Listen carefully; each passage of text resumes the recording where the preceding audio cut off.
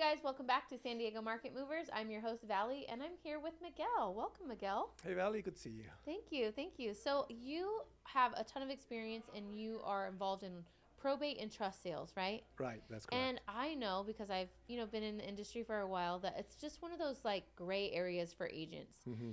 So can you give us as somebody that represents, your own owners in the probate and trust sales, what are some things that agents can do to maybe write a clean offer or expect in a trust or a probate sale? Yeah. So thanks, Valley. Yeah, that's a big question because we are constantly, and it's okay with us. I mean, part of our giving back to the community is to teach the other agents who may not have this experience or they don't know Right. exactly or they're more afraid. The worst thing is that they might not tell their clients about these properties because, oh, maybe it's a probate sale. They don't really understand what's going on. Right. So I served 10 years as a private fiduciary. Okay. So I was on the other side of the table where I was the one managing trust and estates and I had to hire realtors to sell these properties. Right. A lot of them were under, pretty much somebody died in the estate, Uh-huh. and that's why these properties had to be sold. So the first thing is that, yes, if there's a property that has been sold as a probate or a Uh-huh. trust sale, it means that, yes, there was possibly a death in the family. Uh-huh. A lot of times the death happened on the property. Right. And I know that's a sensitive issue for Some people. groups, religious beliefs. So that's the first thing that people have to be aware of, that that's a possibility. Um, Secondly, they're not, in reality, it's not much of a difference, Uh-huh. but each case is different. There's no probates that are all the same or trust. So, for example, a probate, it means that whoever owned the property passed away and did not have a will or a trust. Right. So the beneficiary said, mom died, well, let's sell the house. Well, wait a second, it's under your mom's name. Uh-huh. So now you have to hire an attorney to go and petition the courts to allow you guys to Mhm. sell the property. Mhm. You have to hire a trustee, Mhm. which is called in probate, it's called an It's administrator.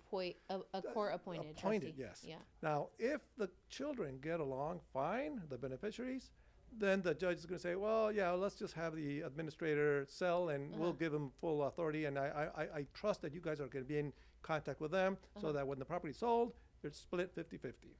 But if the two children don't get along fine and Mhm. one thinks that he or she should deserve more than that, then the judge is going to say, well, put the house in the market, sell it, and before you close, you come to me and I will make the final decision Okay. of who gets what. Okay. So that's kind of the probate. So when agents submit an offer on a probate, there is a new addendum. It's Mhm. called a PAPA, Mhm. probate advisory. It's a probate advisory Mhm. something, and it pretty much explains the terms there, Mm. where you're still subject. If it's court approved, you're still subject to whatever the judge is going to say Uh-huh. at one point. You can submit an offer, you can negotiate it, you can open escrow, Mhm. but The court has a you final say. still has to and you have to be flexible there because you can't have, well, okay, I have all my stuff in the movers and they're ready to Right. say no. Yeah, it no. doesn't work like that. We have to once the contract is negotiated, the attorneys have to petition that for a hearing date Mhm. to go to court, and that could take between 1 and Months. 3 months. Yeah. And once you get there, then maybe the judge at that point will say, okay, fine, it rules one way or the other. And then that could take another week Mhm. for us to be able to close. So that's the worst case scenario. Right now, we're still backed up from all of the cases Mhm. that bunched up during the pandemic. Mhm. So they are as a matter of fact, all of the probates that we've sold within the last 3 years, the judges have given the administrators full authority, Right. saying we trust your judgment. Right. And And they kind of have to kind of get it off their books, I would exactly, assume. Yeah. exactly, yeah, because then you have So to then the place. ease of buying is there for a probate. There's not as much red tape.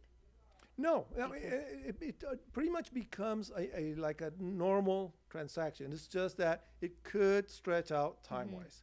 They are, for example, on a trust. Let's say that this person did create a trust, and they died. So now you don't have to go to probate because the trust says exactly, well, these are the instructions. When exactly, I die, right. this is what's going to have to do. There is the trustee who's appointed. Mhm. You don't have to hire somebody. It could be your uncle. It could be a third party. Once you put the house in escrow, they send what's called the initials are NOPA, Notice of Proposed Action. So it's a notice to the beneficiaries. Hey, beneficiaries, we put the house on the market. We put it on the pricing that all of you agreed upon. We received 3 offers. We chose this. This one is the highest and best. Okay. You have 45 days to respond.